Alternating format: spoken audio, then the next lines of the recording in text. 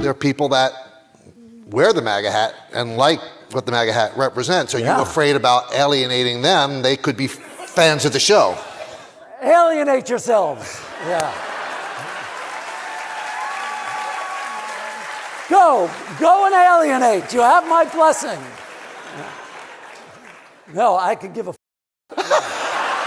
Bill Maher recently had dinner with Donald Trump at the White House, and it's a move that has caught a wave of backlash. And now that backlash is coming in from none other than Larry David. And Larry David is not one to mince his words or sentiment. In an essay written for the New York Times called My Dinner with Adolf, David seems to be referencing Maher's dinner with Trump. Comedian on comedian violence over a dinner with Donald Trump. Larry David is using his pen to point out what he sees as Bill Maher's misguided meal with the president. But before we get into the essay, it's worth mentioning that since Maher's dinner with Trump, which by the way came after years of Maher criticizing Trump and his politics, Maher has been vehemently defending his dinner, sometimes even on his own show to his own guests.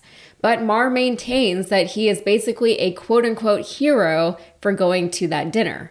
On a recent episode of TMZ's Two Angry Men podcast, Maher likened Trump to a king, saying, "We're slowly becoming just much more of a monarchy, but you don't want to talk to the king? You don't even want to talk to him? That's going to fix anything?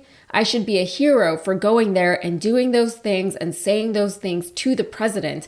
I'm not the villain here." In the time since the dinner, Maher has softened his rhetoric on Trump, instead directing his ire toward his own critics, mostly the so-called woke left. I'm going to call it out wherever I see it. I mean, there are things that have to do with, gender and race and free speech and just ideas about, you can be healthy at any weight, and gender is always a social construct, and maybe we should give communism another try, and maybe we should get rid of capitalism and the border patrol, and let's tear down statues of Lincoln and get rid of the police. Just, no. It's not that I've gotten old, it's that your ideas are stupid.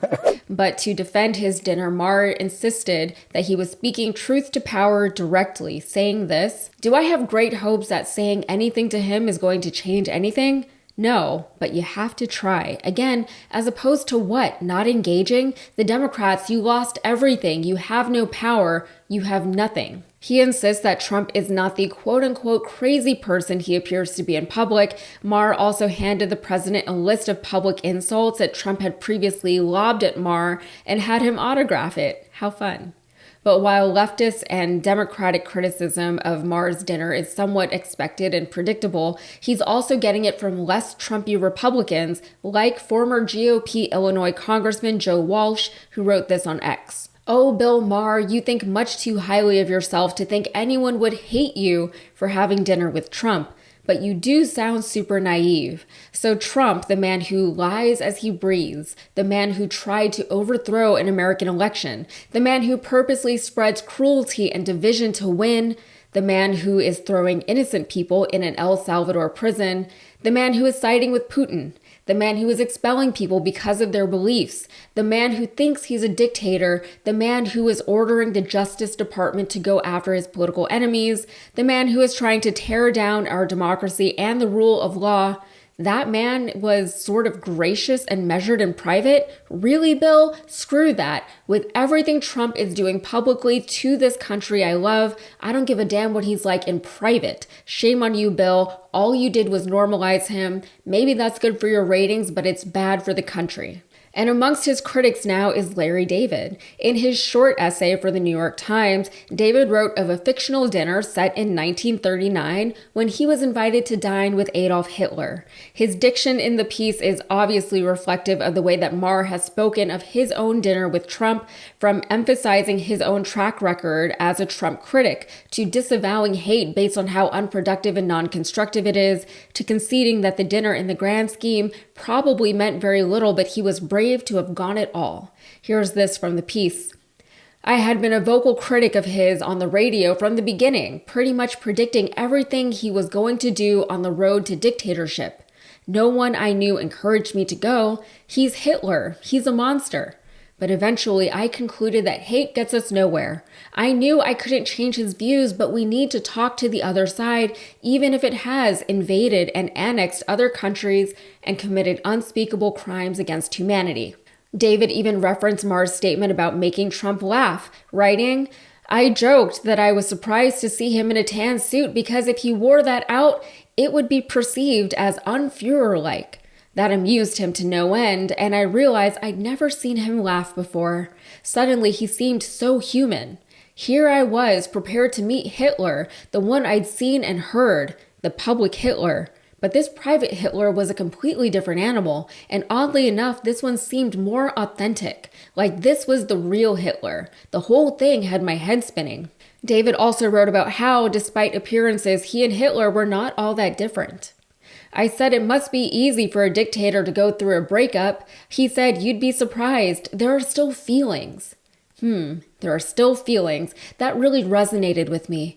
We're not that different after all. I thought that if only the world could see this side of him, people might have a completely different opinion. By the end of the fake dinner, David left the Führer, giving him a farewell Nazi salute. So yeah, I'm a fan of Larry David's. I thought Seinfeld was funny. I don't like Jerry Seinfeld himself, either as a person or as a comedian, actor, whatever, but the show was good, especially for the time. I watch a lot of Curb Your Enthusiasm, and I think Larry David is fun on a talk show. It's not much deeper than that. I don't have strong opinions on Bill Maher. I think every once in a while he says things I agree with. Other times I think he is way off base, like right now.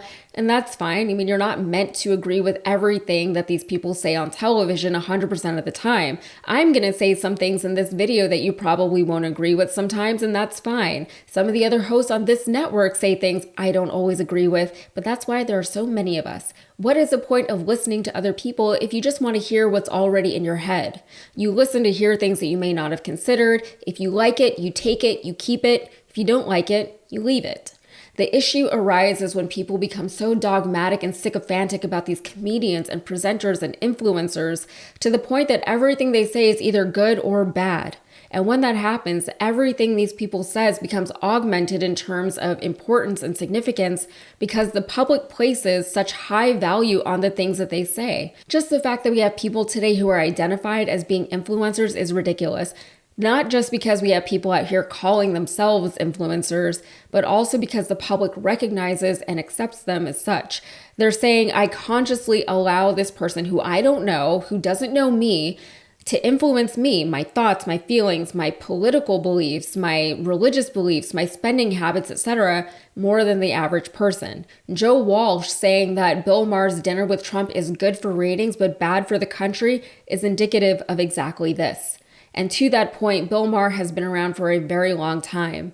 At times, he has been more right-leaning, and at other times, he's been more left-leaning, and his audience has adjusted throughout the years, throughout the decades, really, accordingly. At the end of the day, Bill Maher has managed to stay on television for that long. He's managed to maintain his public and political relevance. He's running a business, and I can't say for certain whether or not he believes 100% of the things that he's saying at any given moment, or if he's just saying them because he thinks that they'll be good for ratings. But the fact that I can't say that 100% for certain, the fact that no one but Bill Maher can, tells me that I should not take the things he says as gospel. Even if I could say for sure that he believes everything he says, it doesn't mean that I have to accept his stance on things. Just because you buy a book and read it and have it on your bookshelf doesn't mean that you agree with everything or even anything that is in that book.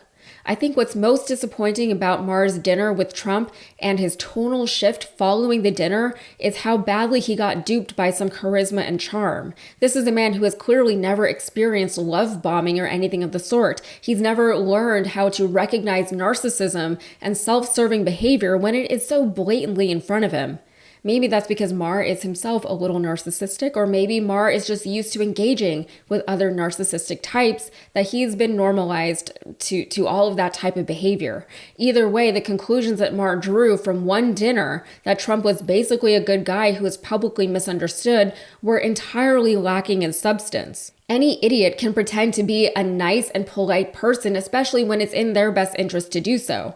But polite people are not necessarily nice or good people, and for Trump's politeness in private to one man, to Trump, no pun intended, everything he not only says but does in public and to the public is nonsense. So ultimately, who cares what Bill Maher has to say about what Trump is like in private towards Bill Maher? It doesn't matter. What matters are the things that he does during his time as president, and those don't get erased or negated just because he's cordial at dinner. If anything, one could argue that his apparent lack of guilt or regret over the things he's inflicted on millions of people around the world is more concerning than anything, but that's another conversation. All right, that's it for me. If you got anything out of this, please like the video and subscribe to the channel for more. Thanks.